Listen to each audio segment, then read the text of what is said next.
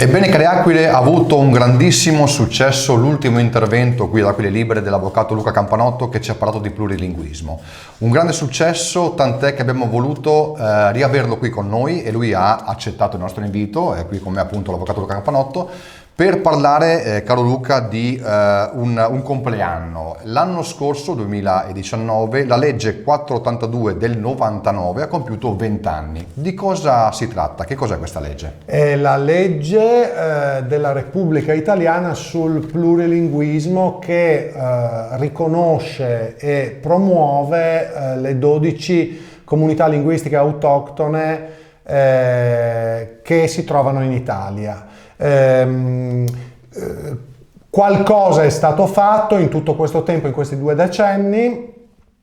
Sono stati fatti dei bilanci in occasione dell'anniversario tondo. Abbiamo visto ad esempio l'invito all'opzione scolastica per le famiglie che sta scadendo proprio in questo mese di gennaio, come all'inizio di ogni anno. Abbiamo visto qualche cartello stradale, abbiamo visto qualche iniziativa dei comuni. Il grosso problema, seguendo anche quelli che sono stati i convegni che sono stati organizzati per celebrare questo evento, rimane quello del friulano in Rai. Certo. Cosa potrebbe fare la Regione per spingere, diciamo, l'introduzione del friulano in Rai? Allora, l'introduzione che finora si è registrata in tutti questi anni, in tutti questi decenni, sono 20 anni ormai compiuti, è meramente episodica. Bisogna denunciare che il friulano da Rai Trieste si sente solo alla radio, in alcuni orari che non credo siano quelli di massimo ascolto, insomma una presenza diciamo discreta e che è meramente sperimentale in TV. Quindi ci sono davvero dei grossi problemi, dei grossi ritardi, inerzie, non vorrei anche resistenze, insomma la situazione mi sembra critica francamente. E invece gli organi regionali, nella fattispecie Consiglio e Giunta? La materia è statale perché la competenza sulla radiotelevisione pubblica è del governo. Tuttavia bisogna chiarire che anche gli organi regionali, volendo, potrebbero fare molto, ma non come finora ha chiesto o comunque è avvenuto, tramite finanziamenti, anche perché i friulani pagano il canone insomma regolarmente anche prima della sua introduzione nella bolletta telefonica, insomma questo è risaputo. I finanziamenti ci sono, manca la disciplina attuativa di ciò che è previsto in legge. Faccio riferimento all'articolo 12 della legge 482 del 99.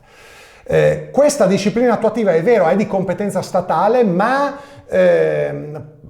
potrebbero attivarsi gli organi regionali per imporre un recepimento e un'attuazione di questa normativa legislativa anche nella convenzione di servizio Stato-Rai, che è di prossimo rinnovo nei prossimi mesi. È emerso questo problema anche in occasione degli ultimi convegni che si sono tenuti prima di Natale. C'è una sentenza della Corte Costituzionale di cui davvero pochissimi parlano, che è poco conosciuta, forse perché è molto tecnica e anche di difficile lettura, è facilmente reperibile. Sto facendo riferimento alla sentenza 215 del 2013, che ha delle implicazioni fondamentali per l'autonomia regionale e per il plurilinguismo in regione. Dal punto di vista sostanziale dovrebbe essere famosa in quanto è la garanzia della regola fondamentale di parità di trattamento tra tutti i gruppi linguistici legalmente riconosciuti indipendentemente dall'esistenza di uno stato straniero di riferimento. ed è quindi una sentenza che definirei storica, ma ha anche delle implicazioni ancora più tecniche, che sono quelle processuali, in quanto la Corte Costituzionale in occasione di quell'importantissimo precedente ha già riconosciuto agli organi regionali, alla regione attraverso la delibera della giunta regionale che è competente sulle cause, ma è possibile chiamare in causa anche il Consiglio regionale, che è l'organo rappresentativo generale, referente ultimo e più ampio e più alto per quanto riguarda l'indirizzo politico.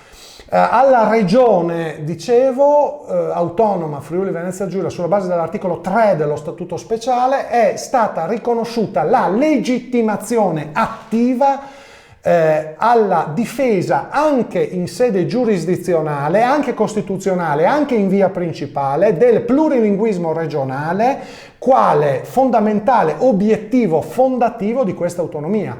Di conseguenza la regione potrebbe, volendo, fare causa allo Stato per obbligare il governo a recepire nella Convenzione Stato-Rai di prossimo rinnovo la tutela anche radio e soprattutto televisiva pubblica del plurilinguismo regionale.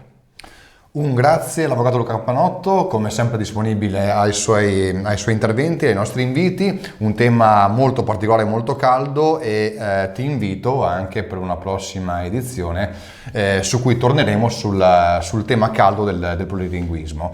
Avrà un grande successo come è stato nelle precedenti edizioni e naturalmente darà anche fastidio forse a qualcuno, ma comunque è indispensabile questo anche. Grazie a voi per l'opera di informazione che mi permettete di fare. Grazie. Al dipendi me.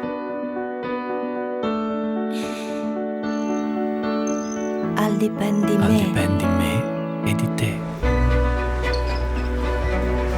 Al dipendo di te.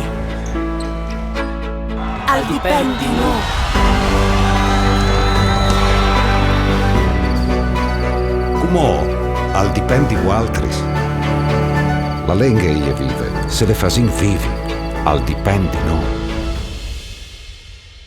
Bentornate care Aquile a questa nuova edizione di Aquile Libere 2020. Intanto rinnovo gli auguri di buon 2020 da parte mia e da parte di tutta la redazione della trasmissione.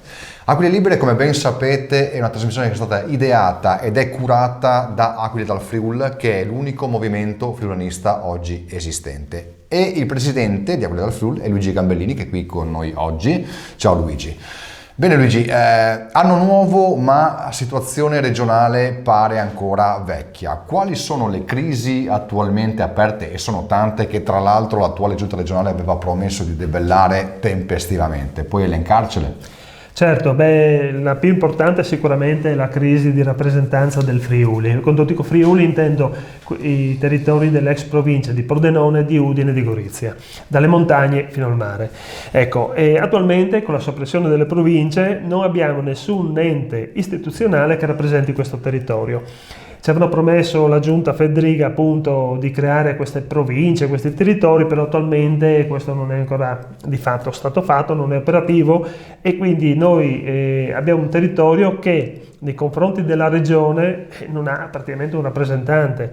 Abbiamo sì i sindaci delle tre città, Gorizia, Udine e Pordenone, ma chiaramente sono un'entità abbastanza piccola rispetto a quello che è l'ente regione, e comunque ricordiamoci che Trieste è una città molto importante numericamente, è anche capoluogo della regione stessa e in più anche la sede della regione, per cui chiaramente succede che poi tutto ciò che si deve fare viene sostanzialmente deciso sì in regione, ma con, diciamo così, un po' la forzatura di Trieste. Il resto del territorio non è rappresentato e subisce la conseguenza di molte decisioni che passano al di sopra delle teste. Un esempio è sulla sanità, una cosa molto importante che tocca bene o male la salute dei cittadini, di tutti i cittadini, e noi vediamo che l'ospedale di Gemona sostanzialmente verrà quasi chiuso, comunque destinato a diventare forse un RSA. Ricordiamo l'unico ospedale che abbiamo in regione, in una zona molto delicata, tra l'altro è antisismico, E attualmente, se già adesso mi dicono chi deve fare un'operazione deve recarsi a Tolmezzo, quindi figurati, sono chilometri da far fare a chi è malato. Anche l'ospedale di Cividale sembra subire la stessa destinazione. Quello è importantissimo come presidio medico per tutte le vallate del Natisone, tutti i paesini sparsi, diciamo. Non è pensabile gestire una situazione di crisi, una situazione di sanità con le ambulanze che partono da Udine, si fanno 50 km. Sì, sono cose assurde. Purtroppo nessuno difende queste situazioni, nessuno le prende in carico perché non c'è, come dicevo, un'istituzione che rappresenti questo nostro territorio. Mi avvicino anche al discorso lavoro, anche qui la recente crisi della Safilo, per esempio, dimostra che non abbiamo interlocutori che rappresentano il Friuli. Tant'è vero che la Safilo ha 2 stabilimenti, uno in Friuli e uno in Veneto, e probabilmente perché Zaia si è permesso di dire 2 parole, e la Safilo ha deciso che si chiude in Friuli ma non in Veneto. Ricordiamo che Safilo lascia sulla strada praticamente un centinaio di famiglie, con tutto quello che ne consegue.